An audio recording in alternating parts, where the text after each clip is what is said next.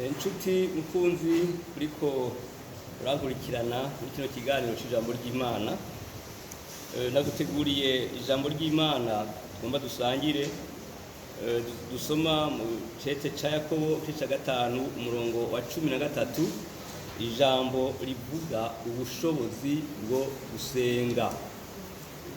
Imbere yuko tubandanya tubanze dusome rero muri ico cete, dusoma ngo muri mwebwe nihaba hari ubabaye nasenge, namba hari uroraniwe naririmbe ishimwe. Muri mwebwe namba hari urwaye natume ko abashinga ntahe b'ishengero baze kumusengera. Ni amajambo y'Imana tugomba tuvugane ko muri kano kanya, na cane cane turatumbereza kuri iri jambo rivuga ugusenga. Usangamwo iri jambo rivuga ubushobozi bwo gusenga. Uhereye kera rero abantu barasenga, ariko hariho abasenga bagasenga Imana batazi, bigatuma amasengesho yabo hamwe ahenshi atishurwa, bagaca bibaza bati kumbure nta Mana iriho.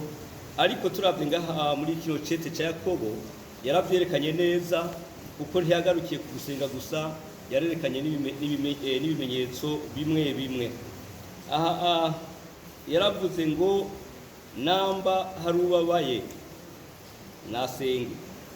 Ubisanzwe umuntu ababaye wari we wese arakwiye gusenga, kandi ntatosenga urazi yuko atuma akora ibindi ngo vyerekana yuko ababaye. Ariko Yakobo we yaraziranye na Yesu, yarazi ko Yesu yishura amasengesho, arongera aravuga ati namba hari uroraniwe naririmbe ishimwe, kandi ati namba hari urwaye natume ko abashinga ntahe b'ishengero baze bamusengere. Aya majambo rero n'amajambo akomeye nshuti mwene data, kuko gusenga kwafashije abantu benshi. Aha turashobora kuraba nko mw'isezerano rya kera uwitwa Ana mu gitabo ca mbere ca Samweli igice ca mbere n'umurongo wa 10. Hana yasenze Imana afise intuntu nyinshi mu mutima, kuko we yari yifitiye ikibazo c'uko atavyaye, ariko amaze kuja imbere y'Imana agasenga, asenganye umubabaro mwinshi, Imana yaramwishuye, hanyuma imuha umwana Samweli. Rero umwana avuye ku Mana, inyishu y'Imana iba nziza cane, yahawe umwana wigira kimazi, no kuri uno munsi Samweli aracavugwa. Kandi turabona n'uwundi yitwa Eliya, umuvugishwa n'Imana, yarasenze mu bihe bikomeye.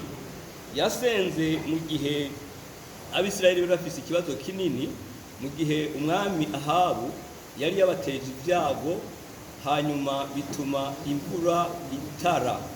Kandi iyo mvura mu gutara, ico Eliya yarasenze birakunda, niwe yabibwiye umwami ati nta mvura uzosubira kubona kiretse ari jewe ndabivuze.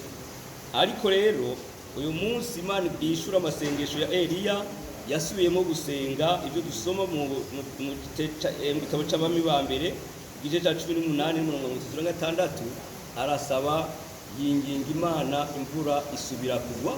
Ariko ngaha nubibutsa yuko yabanje gusanasana igicaniro c'Imana.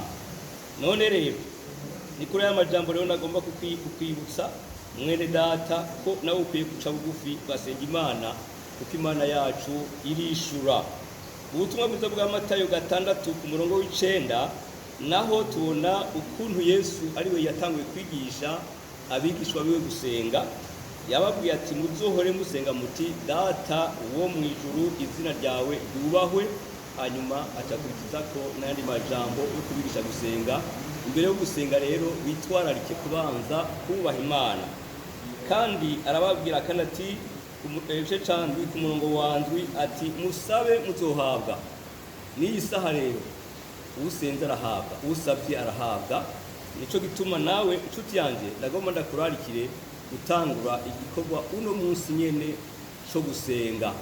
Uzosabe ubwa mbere, usabe gutungana, ubugira kabiri uce usabe ico ugomba cose kizokubera gutyo. N'aya majambo rero nagomba dusangire, hanyuma nawe ukaba uyumvise uce bugufi.